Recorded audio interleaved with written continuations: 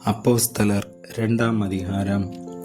பெந்தெகோஸ்தே என்னும் நாள் வந்தபோது அவர்கள் எல்லாரும் ஒருமனப்பட்டு ஓரிடத்திலே வந்திருந்தார்கள். அப்பொழுது பலத்த காற்று அடிக்கிற முழக்கம் போல வானத்திலிருந்து சடுதியாய் ஒரு முழக்கம் உண்டாகி அவர்கள் உட்கார்ந்திருந்த வீடு முழுவதையும் நிரப்பிற்று. அல்லாமலும் அக்கினிமயமான நாவுகள் போல பிரிந்திருக்கும் நாவுகள் அவர்களுக்கு காணப்பட்டு அவர்கள் ஒவ்வொருவர் மேலும் வந்து அமர்ந்தது. அவர்கள் எல்லாரும் பரிசுத்த ஆவியினாலே நிரப்பப்பட்டு ஆவியானவர் தங்களுக்கு தந்தருளின வரத்தின்படியே வெவ்வேறு பாசைகளிலே பேசத் தொடங்கினார்கள். வானத்தின் கீழ் இருக்கிற சகல தேசத்தாரிலுமிருந்து வந்த தேவ பக்தி உள்ள யூதர்கள் அப்பொழுது எருசலேமிலே வாசம் பண்ணினார்கள். அந்த சத்தம் உண்டான போது திரளான ஜனங்கள் கூடி வந்து தங்கள் தங்கள் பாசையிலே அவர்கள் பேசுகிறதை அவரவர்கள் கேட்டபடியினாலே கலக்கமடைந்தார்கள். எல்லாரும் பிரமித்து ஆச்சரியப்பட்டு ஒருவரை ஒருவர் பார்த்து, இதோ பேசுகிற இவர்கள் எல்லோரும் கலிலேயர் அல்லவா? அப்படி இருக்க நம்மில் அவரவர்களுடைய ஜென்ம பாசைகளிலே இவர்கள் பேச கேட்கிறோமே, இதெப்படி? பார்த்தரும் மேதரும் எலாமீத்தரும் மெசபத்தாமியா, யூதேயா, கப்பத்தோக்கியா, பொந்து, ஆசியா, பிரிகியா, பம்பிலியா, எகிப்து என்னும் தேசத்தார்களும் சிரேனே பட்டணத்தை சுற்றி இருக்கிற லீபியாவின் திசைகளிலே குடியிருக்கிறவர்களும் இங்கே சஞ்சரிக்கிற ரோமாபுரியாரும் யூதரும் யூத மார்க்கத்தமைந்தவர்களும் கிரேத்தரும் அரபியருமாகிய நாம் நம்முடைய பாசைகளிலே இவர்கள் தேவனுடைய மகத்துவங்களை பேச கேட்கிறோமே என்றார்கள். எல்லாரும் பிரமித்து சந்தேகப்பட்டு இதென்னமாய் முடியுமோ என்று ஒருவரோடொருவர் சொல்லிக் கொண்டார்கள். மற்றவர்களோ இவர்கள் மதுபானத்தினால் நிறைந்திருக்கிறார்கள் என்று பரியாசம் பண்ணினார்கள். அப்பொழுது பேதுரு 11 பேரோடும் கூட நின்று அவர்களை நோக்கி உரத்த சத்தமாய், யூதர்களே, எருசலேமில் வாசம் பண்ணுகிற ஜனங்களே, நீங்கள் எல்லோரும் அறிந்து கொள்வீர்களாக, என் வார்த்தைகளுக்கு செவி கொடுங்கள். நீங்கள் நினைக்கிறபடி இவர்கள் வெறி கொண்டவர்கள் அல்ல. பொழுது விடிந்து 3ஆம் மணி வேளையாயிருக்கிறதே. தீர்க்கதரிசியாகிய யோவேலினால் உரைக்கப்பட்டபடியே இது நடந்தேறுகிறது. கடைசி நாட்களில் நான் மாம்சமான யாவர் மேலும் என் ஆவியை ஊற்றுவேன். அப்பொழுது உங்கள் குமாரரும் உங்கள் குமார்த்திகளும் தீர்க்க தரிசனம் சொல்லுவார்கள். உங்கள் வாலிபர் தரிசனங்களை அடைவார்கள். உங்கள் மூப்பர் சொப்பனங்களை காண்பார்கள். என்னுடைய ஊழியக்காரர் மேலும் என்னுடைய ஊழியக்காரிகள் மேலும் அந்நாட்களில் என் ஆவியை ஊற்றுவேன்.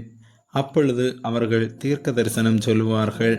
அல்லாமலும் உயர வானத்திலே அற்புதங்களையும் தாழ பூமியிலே இரத்தம், அக்கினி, புகைக்காடாகிய அதிசயங்களையும் காட்டுவேன். கர்த்தருடைய பெரிதும் பிரகாசமுமான நாள் வரும் முன்னே சூரியன் இருளாகவும் சந்திரன் இரத்தமாகவும் மாறும். அப்பொழுது கர்த்தருடைய நாமத்தை தொழுது கொள்ளுகிறவனவனோ அவன் ரட்சிக்கப்படுவான் என்று தேவன் உரைத்திருக்கிறார். இஸ்ரவேலரே, நான் சொல்லும் வார்த்தைகளை கேளுங்கள். நீங்கள் அறிந்திருக்கிறபடி நசரேயனாகிய இயேசுவை கொண்டு தேவன் உங்களுக்குள்ளே பலத்த செய்கைகளையும் அற்புதங்களையும் அடையாளங்களையும் நடப்பித்து அவைகளினாலே அவரை உங்களுக்கு வெளிப்படுத்தினார். அப்படி இருந்தும் தேவன் நிர்ணயித்திருந்த ஆலோசனையின்படியையும் அவருடைய முன்னறிவின்படியையும் ஒப்பு கொடுக்கப்பட்ட அந்த இயேசுவை நீங்கள் பிடித்து அக்கிரமக்காரருடைய கைகளினாலே சிலுவையில் ஆணியடித்து கொலை செய்தீர்கள். தேவன் அவருடைய மரண உபாதிகளின் கட்டை அவிழ்த்து அவரை எழுப்பினார். அவர் மரணத்தினால் கட்டப்பட்டிருக்க கூடாதிருந்தது. அவரை குறித்து தாவீது, கர்த்தரை எப்பொழுதும் எனக்கு முன்பாக நிறுத்தி நோக்கி கொண்டிருக்கிறேன். நான் அசைக்கப்படாதபடி அவர் என் வலது பரிசத்திலே இருக்கிறார். அதனாலே என் இருதயம் மகிழ்ந்தது, என் நாவு களி கூர்ந்தது. என் மாம்சமும் நம்பிக்கையோடு தங்கியிருக்கும். என் ஆத்துமாவை பாதாளத்தில் விடீர். உம்முடைய பரிசுத்த அழிவை காண விட்டீர். ஜீவ மார்க்கங்களை எனக்கு தெரியப்படுத்தினீர்.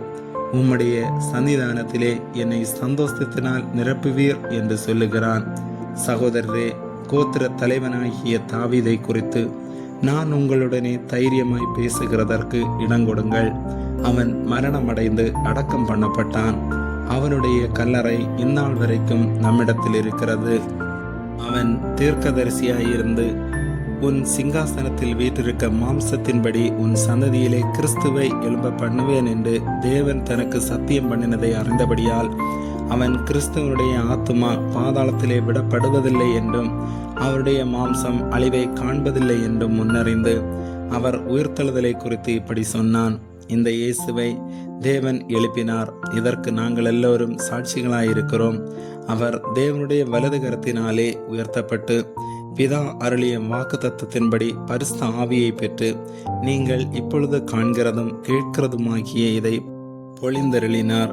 தாவீது பரலோகத்திற்கு எழுந்து போகவில்லையே, நான் உம்முடைய சத்துருக்களை உமக்கு பாதப்படியாக்கி போடும் வரைக்கும் நீர் என் வலது பரிசத்தில் உட்காரும் என்று கர்த்தர் என் ஆண்டவருடனே சொன்னார் என்று அவனே சொல்லியிருக்கிறான். ஆகையினால் நீங்கள் சிலுவையில் அறைந்த இந்த இயேசுவையே தேவன் ஆண்டவரும் கிறிஸ்துவும் ஆக்கினார் என்று இஸ்ரவேல் குடும்பத்தார் யாவரும் நிச்சயமாய் அறியக்கடவர்கள் என்றான். இதை அவர்கள் கேட்டபொழுது இருதயத்திலே குத்தப்பட்டவர்களாகி பேதுருவையும் மற்ற அப்போஸ்தலரையும் பார்த்து, சகோதரரே, நாங்கள் என்ன செய்ய வேண்டும் என்றார்கள். பேதுரு அவர்களை நோக்கி, நீங்கள் மனம் திரும்பி ஒவ்வொருவரும் பாவ மன்னிப்புக்கென்று இயேசு கிறிஸ்துவின் நாமத்தினாலே ஞானஸ்நானம் பெற்றுக்கொள்ளுங்கள். அப்பொழுது பரிசுத்த ஆவியின் வரத்தை பெறுவீர்கள். வாக்குத்தத்தமானது உங்களுக்கும் உங்கள் பிள்ளைகளுக்கும் நம்முடைய தேவனாகிய கர்த்தர் வரவழைக்கும் தூரத்திலுள்ள யாவருக்கும் உண்டாயிருக்கிறது என்று சொல்லி இன்னும் அநேக வார்த்தைகளாலும் சாட்சி கூறி மாறுபாடுள்ள இந்த சந்ததியை விட்டு விலகி உங்களை ரட்சித்துக் கொள்ளுங்கள் என்று புத்தி சொன்னான். அவனுடைய வார்த்தையை சந்தோஷமாய் ஏற்றுக்கொண்டவர்கள் ஞானஸ்நானம் பெற்றார்கள். அன்றைய தினம் ஏறக்குறைய 3000 பேர் சேர்த்து கொள்ளப்பட்டார்கள். அவர்கள் அப்போஸ்தலருடைய உபதேசத்திலும் அந்யோன்யத்திலும் அப்பம் பிட்குதலிலும் ஜெபம் பண்ணுதலிலும் உறுதியாய் தரித்திருந்தார்கள். எல்லாருக்கும் பயம் உண்டாயிற்று. அப்போஸ்தலர்களாலே அநேக அற்புதங்களும் அடையாளங்களும் செய்யப்பட்டது. விசுவாசிகள் எல்லாரும் ஒருமித்திருந்து சகலத்தையும் பொதுவாய் வைத்து அனுபவித்தார்கள். காணியாட்சிகளையும் ஆஸ்திகளையும் விற்று ஒவ்வொருவனுக்கும் தேவையானதற்கு தக்கதாக அவைகளில் எல்லாருக்கும் பகிர்ந்து கொடுத்தார்கள். அவர்கள் ஒருமனப்பட்டவர்களாய் தேவாலயத்திலே அனுதினமும் தரித்திருந்து வீடுகள் தோறும் அப்பம் பிட்டு மகிழ்ச்சியோடும் கவடமில்லாத இருதயத்தோடும் போஜனம் பண்ணி தேவனை துதித்து ஜனங்கள் எல்லாரிடத்திலும் தயவு பெற்றிருந்தார்கள். ரட்சிக்கப்படுகிறவர்களை கர்த்தர் அனுதினமும் சபையிலே சேர்த்து கொண்டு வந்தார். ஆமேன்.